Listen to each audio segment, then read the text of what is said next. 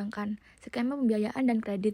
Garuda Indonesia sebagai perusahaan publik dan BUMN strategis memiliki akses luas terhadap pembiayaan dari perbankan nasional maupun internasional.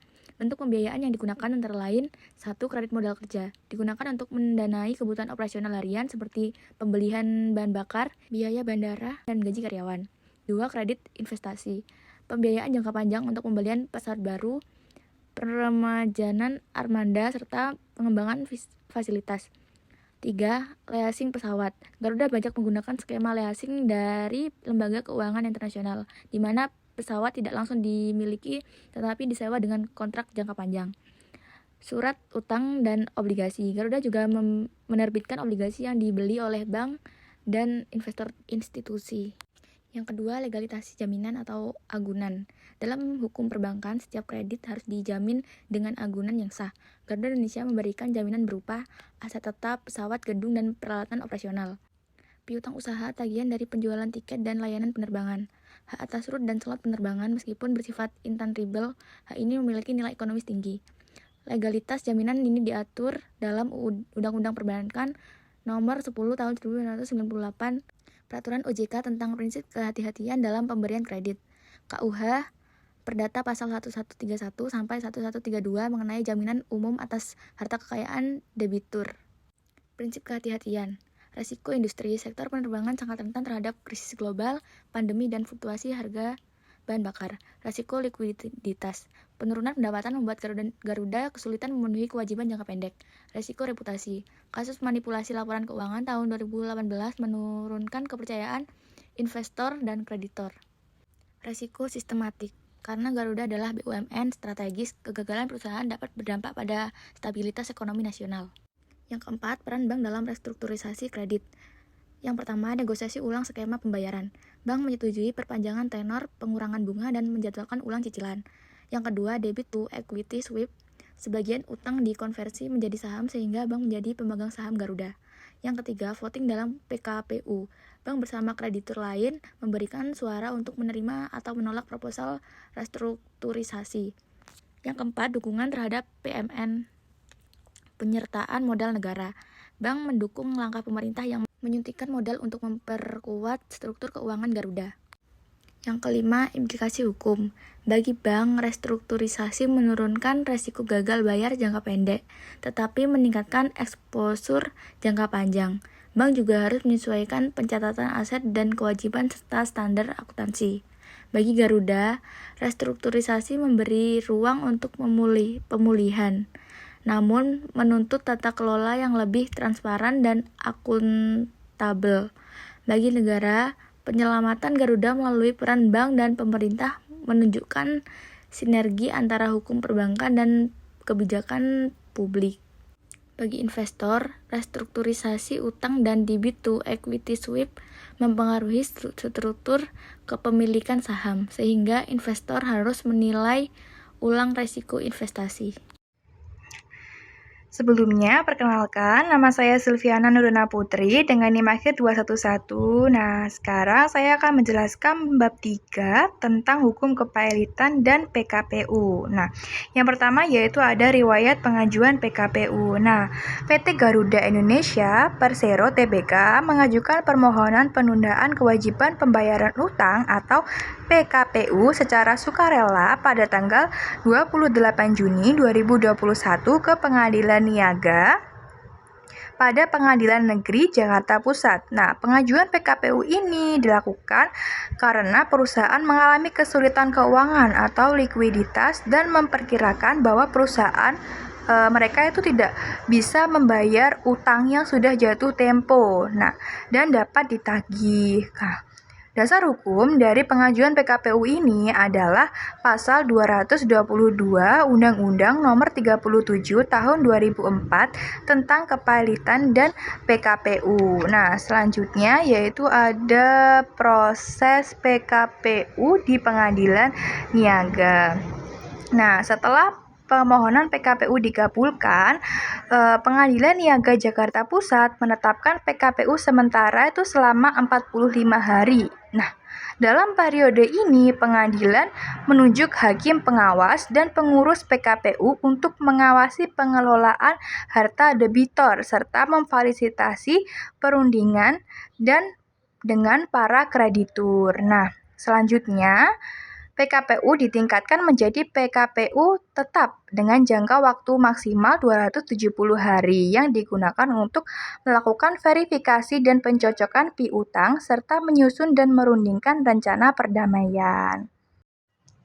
Nah, selanjutnya yaitu adalah alasan Garuda memilih jalur PKPU daripada langsung pilot. Nah, mengapa sih Garuda itu lebih memilih jalur PKPU daripada langsung pilot? Nah, Garuda memilih PKPU karena PKPU memberikan perlindungan hukum melalui automatic stay dan ruang restrukturisasi utang sehingga perusahaan dapat mempertahankan kelangsungan usaha. Sedangkan pilot itu berujung pada likuidasi aset dan pembubaran perusahaan. Nah, maksudnya apa sih? Nah, maksudnya itu Garuda memilih PKPU karena kalau menggunakan PKPU itu perusahaan tidak langsung tutup. Nah, PKPU memberi waktu bagi Garuda untuk berhenti sementara dari tekanan-tekanan penagihan utang. Nah, sehingga pesawat itu tidak langsung ditarik dan aset tidak disita oleh kreditur. Nah, selama PKPU berjalan, Garuda itu masih bisa tetap beroperasi sambil merundingkan ulang utangnya agar lebih ringan dan sesuai dengan kemampuan keuangan perusahaan. Nah, sebaliknya kalau Garuda langsung dipilotkan, perusahaan akan kehilangan kendali atas asetnya. Nah, pesawat bisa dijual atau ditarik oleh kreditur, operasionalnya itu juga bisa berhenti dan pada akhirnya perusahaan akan dibubarkan. Begitu. Oleh karena itu, PKPU itu dipilih sebagai jalur untuk menyelamatkan perusahaan dan menjaga kelangsungan usaha PT Garuda Indonesia. Selanjutnya yaitu ada syarat-syarat yuridis kepilotan PT Garuda Indonesia berdasarkan UU nomor 37 tahun 2004. Syarat yang pertama yaitu adalah memiliki 2 atau lebih kreditur. Nah, PT Garuda Indonesia sendiri sudah jelas memenuhi syarat yang pertama karena syarat yang pertama menyebutkan bahwa memiliki 2 atau lebih kreditur. Nah, PT Garuda Indonesia sendiri itu memiliki lebih atau ratusan kreditur yang terdiri dari lessor pesawat internasional, pemegang obligasi global, bank-bank kreditur baik domestik maupun asing, perusahaan pembiayaan, serta pemasok dan vendor operasional dengan total kewajiban mencapai sekitar 142 triliun. Nah, syarat yang kedua yaitu tidak membayar utang atau jatuh tempo. Nah, syarat yang kedua mengenai tidak membayar lunas sedikitnya satu utang yang telah jatuh tempo dan dapat ditagih juga terpenuhi secara nyata, terbukti dari kegagalan pembayaran suku ijarah global senilai sekitar 500 juta USD yang telah jatuh tempo sejak Juni 2020. Nah, tunggakan pembayaran sewa pesawat kepada sejumlah lessor internasional serta kewajiban kepada lembaga perbankan yang telah melewati tanggal jatuh tempo pembayaran. Nah, selanjutnya yaitu ada isi proposal perdamaian PKPU yang membuat proposal tersebut disetujui oleh para kreditur. Nah, yang pertama yaitu ada perpanjangan jatuh tempo pembayaran utang. Nah, PT Garuda Indonesia mengajukan perpanjangan waktu pembayaran utang yang telah jatuh tempo, memberikan kelonggaran waktu bagi perusahaan untuk memulihkan kondisi keuangan tanpa tekanan pembayaran segera. Nah, yang kedua yaitu ada haircut atau pengurangan sebagian piutang. Nah, proposalnya itu mencakup pengurangan atau pemotongan sebagian nilai utang yang harus dibayarkan, sehingga total kewajiban itu menjadi lebih ringan dan realistis untuk dipenuhi oleh perusahaan. Yang ketiga yaitu konversi utang menjadi obligasi baru. Nah, sebagian dari kewajiban utang itu dikonversi menjadi instrumen obligasi baru. Nah, memberikan opsi bagi kreditur untuk tetap memiliki klaim namun dalam bentuk surat berharga yang dapat diperdagangkan dengan jangka waktu dan struktur pembayaran yang baru. Dan yang terakhir yaitu adalah renegosiasi kontrak sewa pesawat. Nah, mengingat sebagian besar kewajiban berasal dari sewa pesawat kepada lessor internasional, PT Garuda Indonesia melakukan negosiasi ulang terhadap kontrak sewa pesawat. Nah, termasuk kemungkinan pengurangan tarif sewa, perpanjangan masa pembayaran, atau pengembalian sebagian armada yang tidak ekonomis.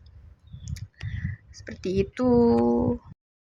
Nah, selanjutnya yaitu ada dampak PKPU terhadap keberlangsungan bisnis going concern PT Garuda Indonesia. Nah, jadi selama PKPU itu perusahaan itu mendapatkan pelindungan aset melalui mekanisme automatic stay. Nah, sehingga kreditor itu tidak dapat langsung menyita atau mengeksekusi aset perusahaan. Nah, hal ini memungkinkan operasional perusahaan tetap berjalan, termasuk penerbangan dan pelayanan kepada penumpang. Nah, PKPU itu juga memberikan ruang bagi perusahaan untuk melakukan restrukturisasi keuangan. Nah, seperti penjadwalan ulang dan pengurangan utang agar lebih sesuai dengan kemampuan keuangan perusahaan. Namun, di sisi lain, status PKPU dapat menurunkan reputasi perusahaan dan menyulitkan akses terhadap pembiayaan baru. Karena apa? Nah, karena perusahaan itu dipandang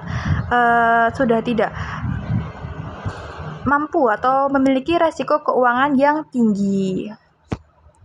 Baik, selanjutnya hukum anti monopoli dan persaingan usaha tidak sehat, yakni ada posisi pasar dominan Garuda Indonesia. Garuda Indonesia mendominasi pasar penerbangan domestik dengan pangsa pasar yang signifikan, terutama pada rute seperti Jakarta-Surabaya dan Jakarta-Bali, di mana maskapai ini menguasai lebih dari 50% kapasitas kursi pada periode tertentu sebelum terjadinya pandemi. Posisi dominan ini didefinisikan dalam pasal 1 angka 7 Undang-Undang Nomor 5 Tahun 1999 sebagai kemampuan pelaku usaha untuk mengendalikan pasar secara keseluruhan atau bagian tertentu yang memungkinkan Garuda ini memengaruhi harga dan ketersediaan layanan tanpa tekanan kompetitif yang memadai.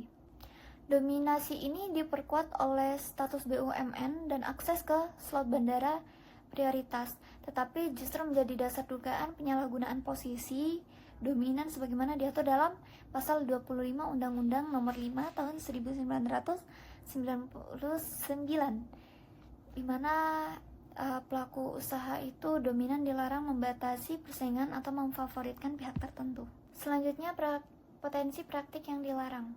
Kasus utama Garuda melibatkan dugaan kartel tiket pesawat, domestik dan kargo, di mana KPPU menemukan bukti konvergensi harga yang tidak wajar antara Garuda dan juga kompetitor seperti Lion Air pada tahun 2019. Hal ini tertuang dalam putusan KPPU nomor 15 KPPUI 2019. Praktik ini melanggar pasal 5 Undang-Undang Nomor 5 1999 yang melarang perjanjian antar pelaku usaha untuk mengatur harga jual termasuk price fixing yang merugikan konsumen melalui kenaikan tarif hingga 120% pasca kerjasama operasi dengan Sriwijaya Air. Juga praktik serupa terlihat pada kartel kargo di mana Garuda dituduh mengordinasikan tarif dengan maskapai lain, yakni melanggar pasal 11A yang berisi mengenai penyalahgunaan posisi dominan melalui pengaturan harga. Selanjutnya, pasal Undang-Undang Nomor 5 Tahun 1999 yang dilanggar. Yang pertama ada dari pasal 5, yakni melarang perjanjian antar pelaku usaha untuk menetapkan harga jual atau harga beli, termasuk price fixing tiket Garuda yang terbukti melalui pola konvergensi harga domestik.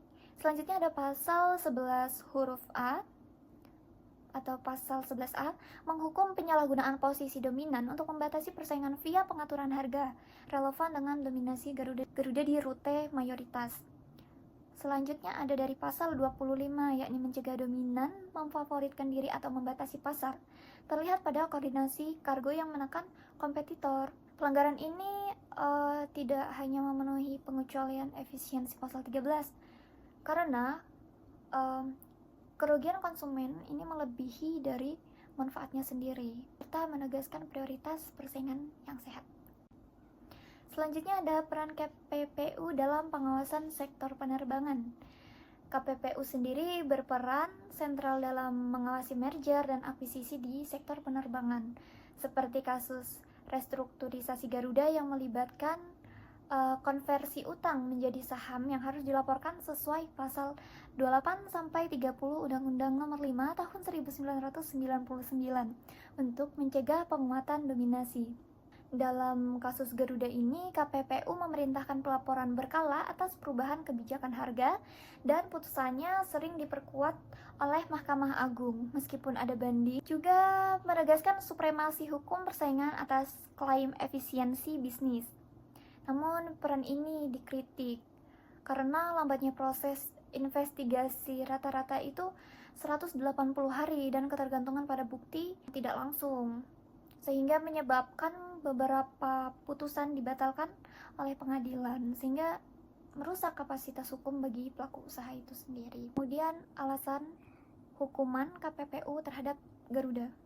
Jadi KPPU menyimpulkan pelanggaran berdasarkan concerted action implicit, di mana Garuda dan Lion Air itu menunjukkan perilaku paralel, seperti penyesuaian tarif serentak tanpa faktor pasar alami, dibuktikan melalui indirect evidence sesuai pasal 42 Undang-Undang Nomor 5 Tahun 1999, dan perkonsumsi KPPU Nomor 2 Tahun 2023. Sanksi administratif berupa perintah pelaporan berkala diberikan karena Garuda ini kooperatif dalam investigasi, meskipun dikritik lemah karena tidak ada denda finansialnya, sehingga kurang memberikan efek jera dan keadilan bagi konsumen yang telah dirugikan.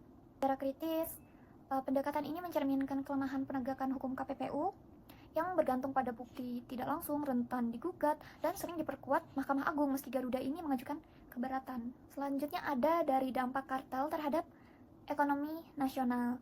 Perilaku kartel Garuda itu bisa merusak alokasi sumber daya efisien, menyebabkan kenaikan biaya transportasi yang memicu inflasi sektor terkait seperti logistik dan pariwisata. Dengan kerugian konsumen ini yang mencapai miliaran rupiah per tahun, secara makro, hal ini menghambat pertumbuhan UMKM yang bergantung pada perjalanan murah, memperlemah daya saing global Indonesia, dan menciptakan entry barrier bagi maskapai baru, sehingga oligopoli penerbangan bertahan. Kritiknya, tanpa sanksi tegas, praktik serupa berulang, merusak kepercayaan pasar dan membebani negara melalui subsidi implisit pada BUMN seperti Garuda.